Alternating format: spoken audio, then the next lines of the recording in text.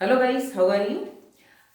आज मैं भीष्म अष्टमी के बारे में बात कर रही हूँ, क्योंकि आज भीष्म अष्टमी है।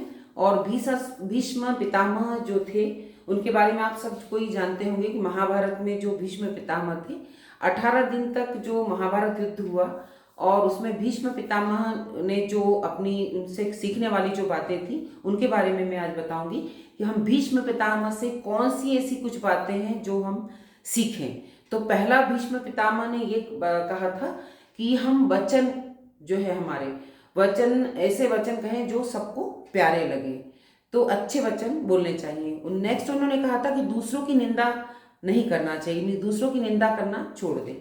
नेक्स्ट उन्होंने कहा था कि त्यागी बने, त्याग करे, जितना बन सके इंसान से वो त्याग कर सके दूसरों के लिए।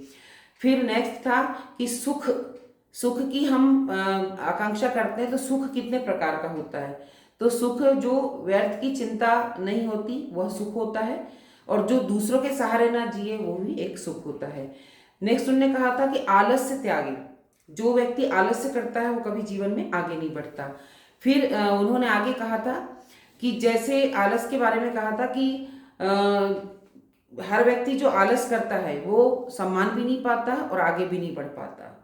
फिर कहा था कि स्त्री का सम्मान करो, क्योंकि आपने महाभारत में देखा था कि जो द्रौपदी का था उसका अपमान करा गया था। तो जो स्त्री का सम्मान करता है उसको उसके परिणाम अच्छे प्राप्त होते हैं। तो दूसरा था कि झुकना सीखो, झुकना, जितना ज़्यादा झुकोगे उतना ज़्यादा अच्छा आपको रिस्पांस मिलेगा। जैसे नदी पूरे वेग से बहती है, लेकिन बड़े बड़े पेड़ बह जाते हैं, लेकिन जो घासें रहती हैं वो वहीं स्थायी रहती हैं। क्यों? क्योंकि वो नम जाती हैं। नेक्स्ट था कि विपरीत परिस्थितियों में नम्र बनो। अगर आपके जीवन में कोई परिस्थिति विपरीत आती है तो वहां पर आप अकड़ के ना रहें, नम्रता से पेश आए। फिर भगवान का नाम, भगवान की भक्ति करना कभी ना छोड़े।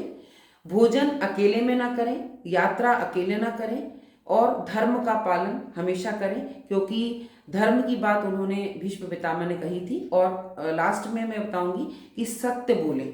अगर हम सत्य बोलते हैं तो कहा जाता है ना कि सत्य कभी भी पराजित नहीं होता। आज के लिए इतना ही। Thank you so much.